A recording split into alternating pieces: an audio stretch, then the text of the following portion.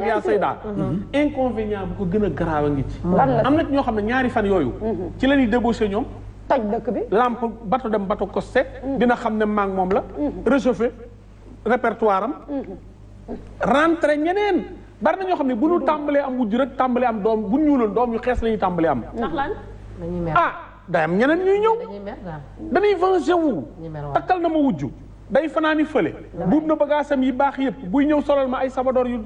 cëkk yu kenn xamul dinaa ko wan nan la. d'accord tonton Bara foofu noonu est-ce que am wujj jar na tas parce que dañ koy gis Sénégal lu bëri. erreur mënu ko gën a rëy. dañ lay takkal wujj rek nga jël say erreur mënu ko gën a rëy. donc tonton Bara Endo rek mooy bëgg jëkkëram je veux savoir. non non da nga fay wax da nga fay wax bëggeel yu rêve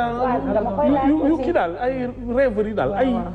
maanaam bëgg sa jëkkër moom kese. idéaliser benn affaire boo xam ne c'est impossible. amatul mais maanaam am kese rek. maanaam am kese rek c'est de l'égoïsme. tonton Bara maanaam jigéen bi. yaa Sayda moo ko wax tout à l'heure yàlla dafa bindu xolam muy mën a denc benn damay leen suivre seen logique moo ko bind. ce qui veut dire que yow sa borom kër da nga koy bëgg. bëgg boo xam ne yàlla mën na la may nga yaa dënn mën a yaatal beneen jigéen yàlla mën na la may nga ne ñaari fan yooyu sax mënoo ko toog. sans sa borom kër ci télé la ñu ne. y a des femmes qui peuvent accepter la polygamie. d'autres femmes attanuñu ko. léegi meneen bi mooy aussi bien yaa Sayda attanuñ ko mooy dañu suñu xamee ni seen borom kër mi ngi feneen daf leen dina xari da leen dina xari waaw dañuy venger wu ma ñëw foofu tuuti yaa Sayda bismillah neexul du ma la wax dafa neex mais mënta neex kay li nga moom da ngay muñ parce que yow jullit nga yàlla may na ko góor ki pour mu takk ñeent déggoo sànq sama bopp laa déparé mais déggoo li ma wax man sama jëkkër bu doon sama borom kër tey bu ñëwoon ne ma Sayda dama bëgg a takki jabar mu tàggu ma ndax neex na la dama naan ko addiit bul takk dañuy waxtaan bi maanaam su dee ci man lay jógee mu xaar ko ma dem takkali ko wala mu ñëw ne ma damaa bëgg a takki dinaa ko ne doo xaar sax ñaari at parce que sama non dañuy waxtaan defal ndànk dañuy waxtaan ci télé laa nekk àddinaa may déglu du ma neex ci sama biir xol parce que mi ngi dem di takki keneen parce que noonu la yàlla bindee doomu aadama mais jullit laa damay xam ne lii yàllaa ko dogal ci sama kaw ma daal di koy nangu muñ ko ngir yàlla. yaa Sayda d'accord nga aussi que du obligation muñ boobu nga ma muñal may ma papa. d'accord nga tamit que muñ bi nga ma bëgg obligé du obligation d'autant plus que polygamie boobu du obligation. d'accord léegi. d'accord nga ci xam nga fan lay nekk obligation ci yow. waaw dama lay laaj xam nga fan lay nekk fan ci yow. bi ko sa jëkkër defee. non dama ne maa ngi ñëw dama ne. d'accord dama ne. polygamie bi d'abord du obligation. waaw maanaam du force du force. bu ko neexee góor mu def ko bu ko neexee mu monogame bu ko neexee du ko def d'accord man jigéen bi tamit dama bëgg xam. ndax diine may na ma bëgg sama jëkkër ba bëgg ko pour man kese. d'accord xam nga d'accord naa li nga wax mën na nekk. waaw damay laaj ndax diine may na ma ko. may na la ko kay sama jëkkër ba bëgg ko pour ni ko bul takk ñaareel. non waxuma bul takk egguma ci di ko tere. non dama ne. bu takkee. waxuma duma ne ko bul takk de. je veux être clair. d'accord la muy def ak li mu dul def. loolu du man. waaw je parle de ma personne. d'accord muy man Sophie Gueye. ndax diine may na ma am droit bëgg sama jëkkër pour man kese. waaw may na la ko wala mayuma ko. léegi may na la ko danga ne ma waa ji su takkee ñaareel est-ce que moom xam nga am na droit takk ñaareel. xam nga du force. est-ce que force la pour yow nga muñ xam nga laaj nga ma loolu. man la bis bu takkee ñaareel rek yow yat wi day daal di dal sa kaw. moom bu takkee ñaareel. yow am nga wujju léegi mu yëf yi yat wi. je suis d'accord yat wi day dal ci sa kaw. mooy ne yat bi dal na ba pare muñ day ñëw dugg si. waaw très bien léegi nag yaa ngi may laaj ndax da nga war a muñ. war a muñ wujju bi maa ngi si avant wujju bi. loolu la ma laaj. voilà c'est-à-dire ñi nga xam ne dañuy tas ndax dañoo am wujju. loolu xam nga lan la matadi weesuwul sa borom kër takk ñaareel saa waay nga buub say bagage yëpp dem ni ko jigéen ki jëlal sama place ma may la jigéen bu ko def rek na yëg ni yëf yi matadi kese la def mais jën du ragal ndox jën lan lay ragal ci ndox wujju lan la mère ba ndeysaan jëkkër ji da koo takkal wujju ñëw ni ko takkal nañ la mu xam naa kooku mook Sophie la mu taxaw ni amul problème wujju moom du nit yàlla kese la tiituma xam nga da lay won ni nekkul affaire boo xam sax affaire bu yomb la mais sa jëkkër dem takk ñaar nga dem nga mais xoolal yow bañ la takkee ak li nga muñ ci kër gi te en général day fekk waa ji amul dara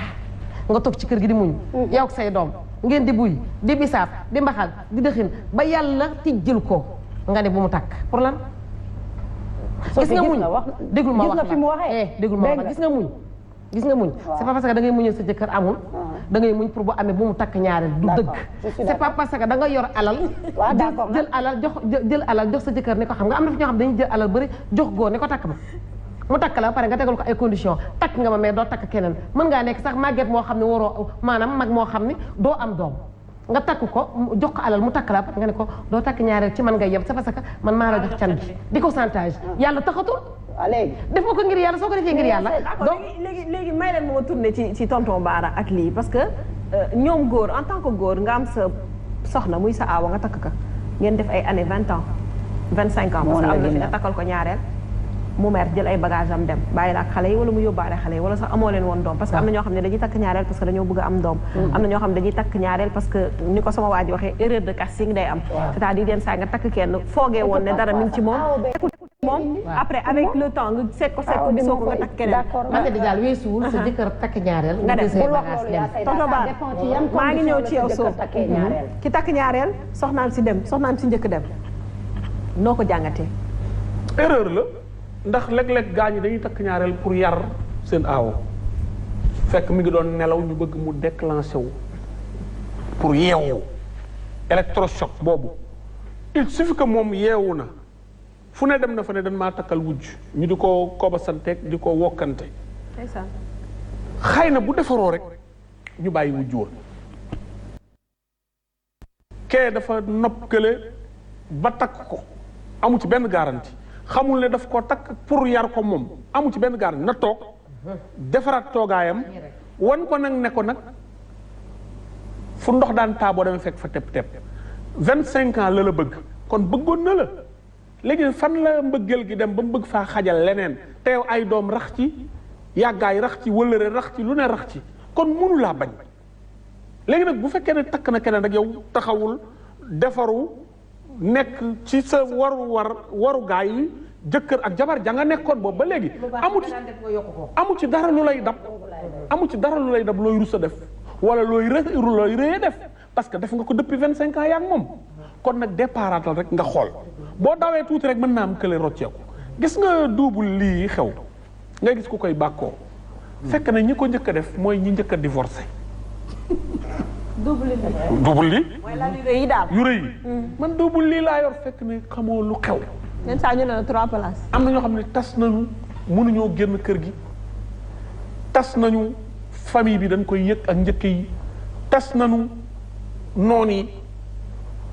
seen jëkkër mënalu leen dara parce que ëppaleetu leen ci kër gi am nañ fi njaboot ba am fi ay doom yu sëy yu mag ñu duubul lii bu gudd jotee ñu fam njegenaay doxale ci diggante bi kooka bàyyi na waaja parce que waaja daf ko takkal wujju mais rus naa wuti beneen néeg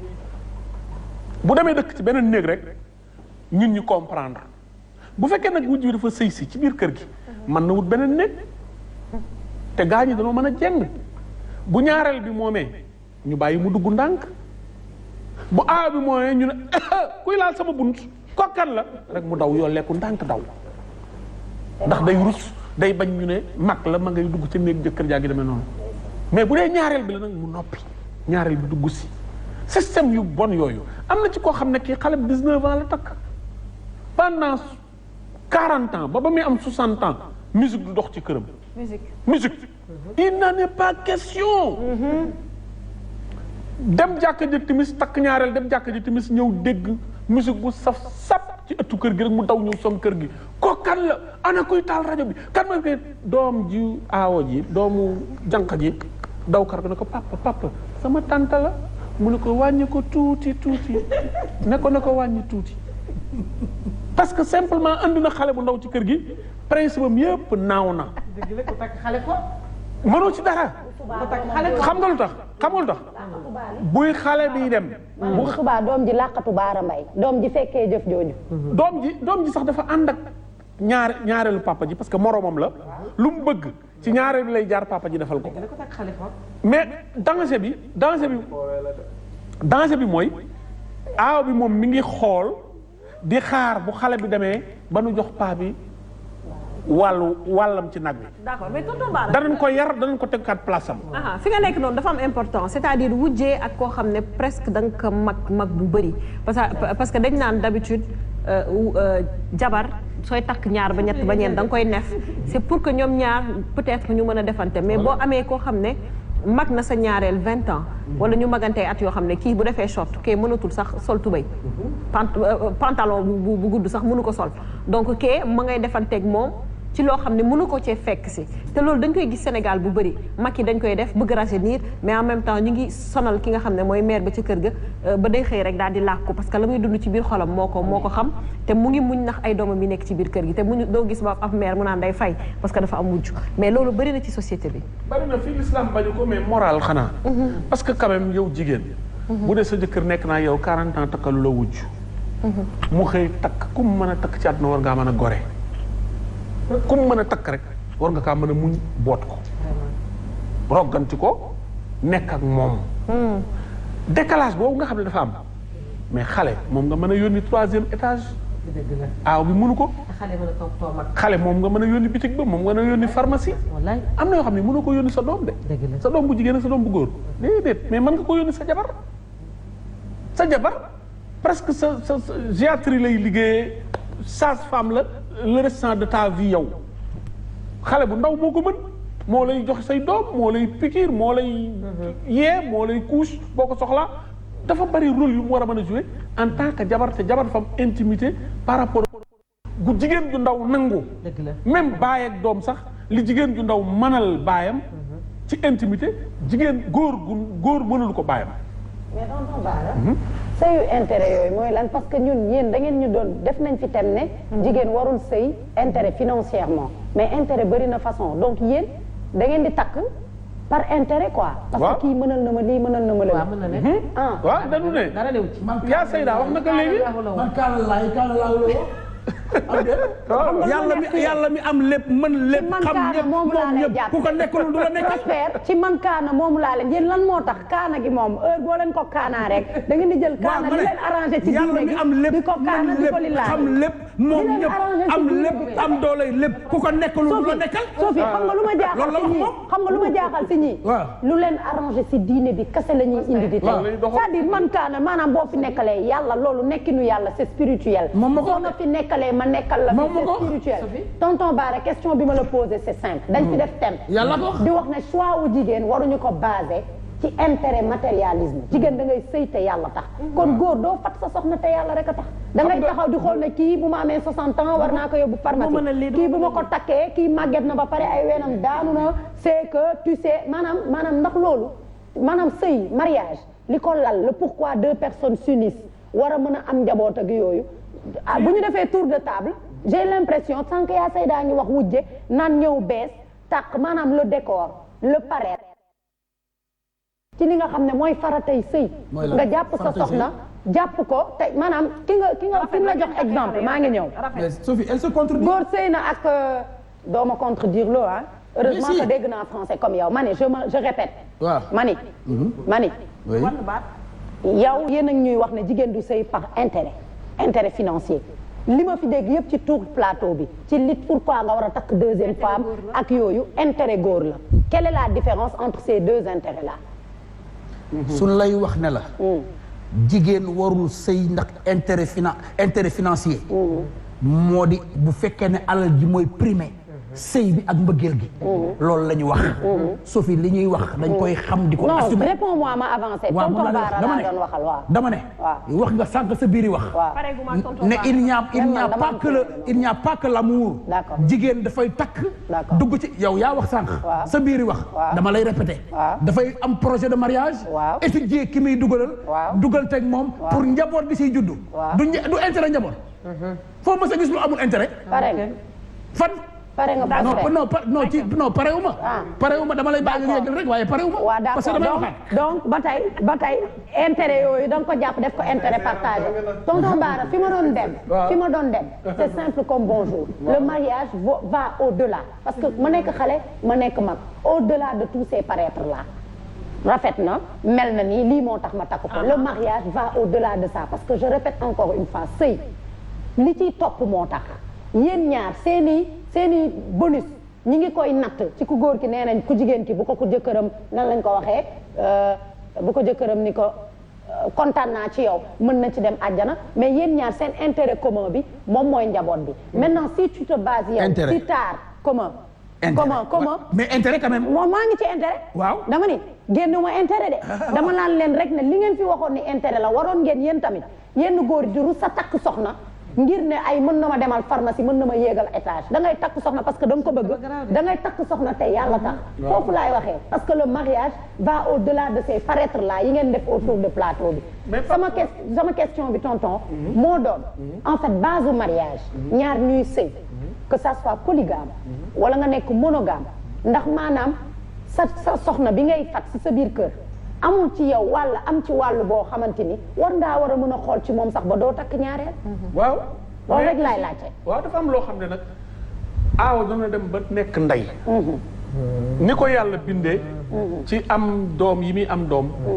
ak tànk yeeg la mu daj. te wasin dafa metti ay yoon. dana dem ba toog ci canapé bi di diligente rek la mën. ci biir loolu itam dina am lu góor gi soxla nga xam ne day dem. di dox des fois sax day takk dàllam dawi dëgg la te moom mère bi deful loolu li ni magante li ci ëpp ku góor kay mag mais teewul mère bi fi mu toog physiquement ku góor kay gën a taxaw xaw naa mën a presque mel ne ku xaw a mage daal pour beaucoup de respect kooku itam am na yoo xam ne mënu leen ko séqati bu ngeen ko bëggee séq dana metti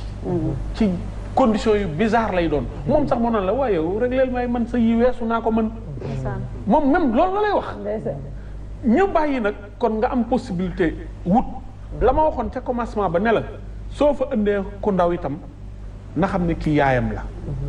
na ko jox respect bu dul yaay rek wujjam la na ko jox respect wu mag bokk na koy déglu góor gi kat bëggul lii wàññil sa xorom si góor gi kat bëggul lee defal nii defal naa loola lu kële jur rek kii toog maamam lay doon moom mère bi maamam lay doon dana mën a cotiser kee te dana leen mën a bokk boot te mag dafa bari pexe yow xale yi léegi ngay wax de tonton Bara xale yi léegi du ñu bàyyi mère yi sax ñu meeroo leen dañuy naxante bootu ci gannaaw mère bi di ko nax sax di lekk xaalisam paa bi itam day kontaan yéen a ngi comploter ci sama kaw ngeen jëm waa lan ngeen bëggati donc loolu noonu avantage yooyu góor gi di ko mën a xool ba mën a takk xale bu gën a ndawe na nite moom itam ba du jeng mais am na loo xam ne mag mënu ko gone ko man moo tax nag ñëw nga fi nga tàmbalee mooy la communication avant mu doon takk keneen ki ak fi mu jaar ak keneen ki Sophie dafa poser question bu am importance yaa Sayda ci le fait que nag nit am na droit fay ma ko doon wax rek il y a des familles man gis naa ñaar ñoo xamante ni sax fi couple monogame la ñu sëy ba màgget Pa Diouf ak Mère Diouf rawante wuñu sax mais Mère Diouf dafa gaañu tuuti Pa Diouf gaañu et pourtant dañu sëy ay année ensemble donc il y a des familles polygames bu fa ñaareel nekkoon est-ce que dina dee monogame bu fa ñaareel bu koy tontoo nekkoon est-ce que dina dee mais du ndeysaan maamu Khadija Aziz Bara mais c'est vrai c'est un truc qui m'a marqué daf ma marqué non déedéet wallahi azim télé laa nekk ki may wax ni maam la ci soxna ku sëñ Aziz di deñ non waruma ko yaa Sayda il faut d'un tout pour faire d'une société munoo wax ba dëkk bi du am ay polygame am ay monogame mënuma fi wax ba góor yi duñu takk ñeenti jabar ñi ko bëgg mënuma fi wax ba mënoo wax ba monogame yi duñu nekk monogame je veux juste dire que c'est une question de choix mais choix yi nañ ko teg ci rafetal diine moo gën a bëgg rafetal ñëw rek sëf jigéen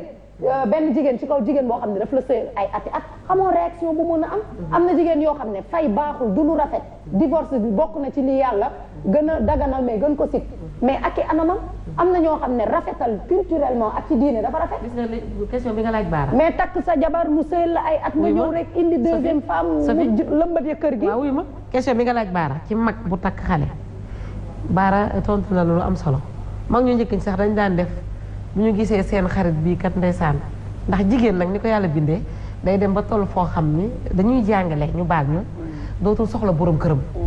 loolu jigéen mooy njëkk a démissionné ci sëy démission bi nag ay wax la maanaam jigéen dina toll foo xam ni maanaam dootul soxla borom këram dana nekk nag ci sëy bi nekk di julli di wird di jaamu yàlla mais soxla yi néeg moom soxla néeg pour mu leer borom këram te borom këram am na âge boo xam ni mais war na am xale boo xam ni am 30 ans war na mën a takk sax ko am 25 ans léegi est-ce que kooku may nañ ko donte parfois dañuy wax ni diine nangu na ko mais xel daf ko naa l'islam lu mu wax ni lii dagan na yàlla ni lii dagan na amul lu ci nit di tegati. mais ku góor ki su amee droit. moo la takkoon tegale ci kër gi. heure bii la soxla ñaareel nekk na ak yow 40 ans sax dara manqué wu. heure bii la soxla ñaareel mu gis kii nopp na ko te bu àndul ak moom dafay njaaloo ji. mais du ñu xool ndax yow mag nga wala xale nga. da koy dem jël indi ci kër gi. d'accord mu des nag xëy na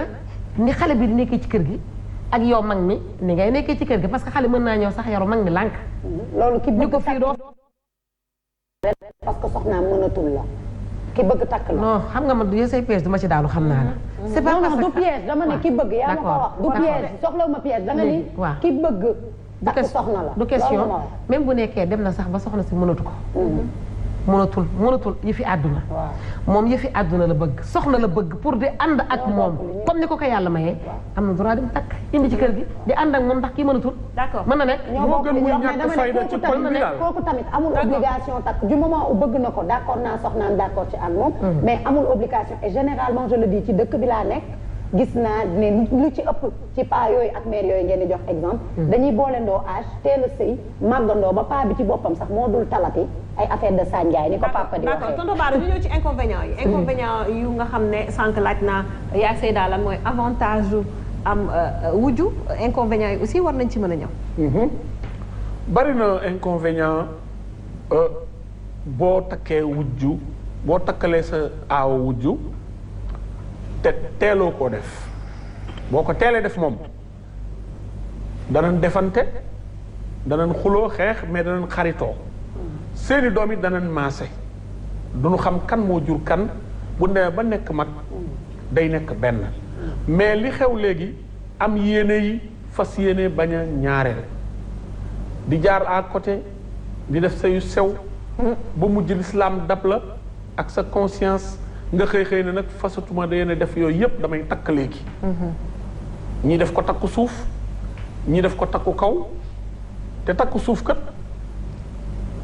aawa yëg na ko de daa ne fa takk moom dafa wujje suuf noppi jàpp njaamuram parce que mënoo am góor muy fanaan àll di yendu àll di defi plan ki pexe boo dikkee nga xam état physique am xam bu defee amour état am dañuy xool torsion yi lu ne la ñuy vérifier xam nañ foo jaar ak foo jaarul. jigéen ñi dofuñu. c'est vrai kon boo yoree jabar feneen sa aawa xam na ko day noppi nag ndax sagam dof lu jouer le jeu rek. kooku noonu inconvénient wu décalage d'âge bi nga xam ne mën naa am ci moom ak ki nga ko takkal dana indi lii nu wax léegi dafa nangu sama jëkkër. da koy solal ay pantalon léegi xàmmeetuma ko. day monté paa bi teg bloc yi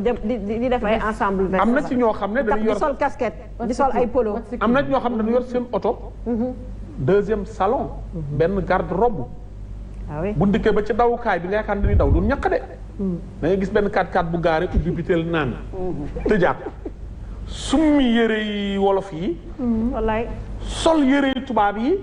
xëcc casquette. tëjaat maalam nga ni daa day woon ba ñëw fekk takku fa. mais nu muy changé ba mën a dem ci ñaareel bi kese la ci jublu. bu dikkee bonde defu gone ñu yaatal ko. bu paree foofu ñaari fanam. buy demaat corniche. ubbiwaat maalam. solaat xaftaan yi. dikkaat génnee kurus watiisu 2 jours 3 jours xaw a bejjaaw bu sew boobu xaw a génn mu ñëw yarulu magal foofa tuuti di ko naxe maire bi pour bëgg jàmm. donc inconvénient bi nga xam ne mooy décalage bi. ma ne pour man wujje jigéen ñi rek ay ut stratégie nag te góor yi. déedéet góor ñi ñooy bëgg a rey jigéen ñi. dama ne la góor ñi buñ ko mënoon du am danger. mais góor ñi ñoo ko mënul. ñoo ko li yàlla gis nga li waa ji wax ne jullit yi est-ce que danoo def loolu ci yeneen religion yi est-ce que def nañu alxuraan wax na affaire wujje yàlla am na nu mu ko posé benn question. parce qu'il n'a pas compris yàlla dafa def épreuve ne na ngeen dem mag am lu mu ci gagale. def épreuve ne na ngeen koor woor leen 30 jours 29 28 yéen a xam jox ay ndigalam de ne maa koy surveiller maa koy fay parce que mën ngaa tëju sa néeg naan ba màndi épreuve yooyu nag noonu la ci boolee takk leen ñaar ba ñett ba ñeent su ngeen ko mënul ngeen yem ci benn xam nga gars yi nee na yàlla ñaar la tàmbalee yàlla ci ñaar la tàmbalee mais wax na benn ca fin ba ah su ngeen ko mënul ngeen yem ci benn waaw kon nag ndax nga naan ci ñaar la tàmbalee ndax parce que wooyee yow bëgg ngaa takk ñaar parce que jeeg jaa ngi nii woo nañ la conférence fay nañ la il faut nga waxal leen lu leen neex donc noonu nga xam ne daf ko defee épreuve dafa xam ne défi la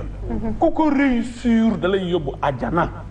jigéen ju ko réussir da lay yóbbu àjjana ab clé la bu mu teg na le moo tax mu bàyyi lu ci biir léegi nag góor ñi mënuñu ko fii ci Sénégal mënuñu ko jigéen ñaa ngi koy jéem mënuñu ko suñ demee ba ci biir bu ma la gisati sa néegu tànt loo fa daan naan soow yow de la fay rey bis sa biir da dana ma sa xotteeku inconvénient ngi noonu tàmbali nga monter xale bi contre tantam xale bi ne dem ba conscientiser wu naan meer sama kër tànt naan soow sama yaay di ma tere mbaalu xew te mooy togg ci lenn cin indi taaj ci ëtt bi ñëpp bokk lekk tey ma dugg ci néegam mu may ma soow sama yaay ne ma lu tax ngay naan soow aha wu jële ba nag day wéy de gis nga xale yu ndaw yi ngeen jur yi nga jur ak yi kii jur bu ndawee tuuti ba am 16 17 ans xarit la ñuy doon amul problème bu seen yaay ak seen tante di xuloo ñu nga fële di fo mais tuuti rek 20 ans 30 ans ñu tàmbali sa yaay boo ni ko allo bu la waxul ci wujjam amu leen débat yéen ñaar ci wujj wi rek la lay mën a wax yow itam yaa ngi ci doomi wujj wi ndax divorcé nanu ndax ña ngay sëy jëkkër jël ko doon dóor waa diw moom ci lu mu nekk yaa ngay wujje ci say doomi bàyyi inconvénients yu bari yooyu tax na ba ñun mënuñu ko bu doon ay jullit nag jullit àqan yi nga xam ne yii dañ koo waajal ne na nga takk ñaar ba ñett ñeent soo ko mënu nga yem ci benn bu doon ci biir jullit ngay dox yow jullit nga te ñi ngay takk jullit lañu kenn du leen dégg ragal yàlla moo ciy jiitu danañ ci lal lu ne ndagam yaa ko wax léegi jigéen ñu baax ñooñu sunu yaay yooyu nga xam ne ñoo gën ñëpp ndagam ñooy dem ba naan yonent bi dakkaande ngay xeeñ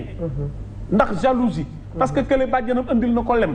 mu xaw yonent bi dafa mën teraanga lem jaa tax mu naaje mu bañ faa teel a jóge 9 heures la daan génn ñu jox ko lem 8 heures mu toog ba 10 heures ku ne taxaw sa buntu kër ñu dem kompaloo ko ne bu kii rek ku ñëw ne leen ko yaa ngi xeeñ yonent bi jaaxle ndegam ñooñu ñoo mel noonu sakk ak ñun ñi suul yi nag wàqi suul rënk waaw sa doom ak doomu kii layoo bi jeeg mbate doom ya màgge su nee ndax sa ndey liggéey na dañuy wax ne doom ji mooy tekki pour wane ne liggéey na léegi nag yow liggéeyuloo wala wóoluwoo sa liggéey yaakaar nga ne liggéeyuloo nga ne naa liggéey doomu kii mu niil loolu mooy wane ne moom liggéeyul fekk ndey ja liggéey na yow nga ne naa ko liggéey pour yàq rek di ko soxlu am sa doomu wujj mu toll ci 12 13 ans dugg ci douche bi mais fu mu génne rek yow nga soxla douche bi boo duggee douche bi daf lay xeeñ cigarette ngay mag xam nga ni mi ngi tux sa doomu wujj la de mas na fa fàtte sax jiinam nga lamb poos yi gis nga ci cigarette yow xam nga ni kon ci yàmbaa la jëm xam nga ni kon ci drogue la jëm xam nga ni kon ci dof ci koñ bi di sànni ay xeer la jëm yow loolu moo la gënal déedéet mi ngi xeeñ cigarette wool papa ji ba mu ñëw nga ne ko yaayam sax mën naa yaakaar damay jéeñ doomam te luy raam ci ñag bi la jëm lii jaar ci moom ci samay doom doo nga lay mujj wala ci kër gi ci gàcc ak famille lay doon teela la xool doomu jiw ji balaa yàqu moo jiitalee foofu xale bi dana baax xamuloo mais da ngay bàyyi béjjën bi di weñaaru rek ba weesu jubbanti kenn mënu ci dara y a 1000 inconvénients qui font que Sénégal lor yi moo ëpp bànneex bi ci biir ak avantage dans la mesure où wax nañ ko léegi soxlaatuñu ko du ci soxlaay bras du ci soxla plaisir parce que bu njëkk dañu yaakaar ne physiquement ngay soxla góor gi day soxla boppam te warut a doxaan donc war na am soxnaam waaye lu tax yàlla fexe ba ñoom ñëpp ñuy gisandoo règle ci benn weer wi kon kay boo ci yoroon ñeentit dana am weer woo xam ne ñoom ñeent ñëpp mënoo leen a jege. ñu ne nañ wuti takkoo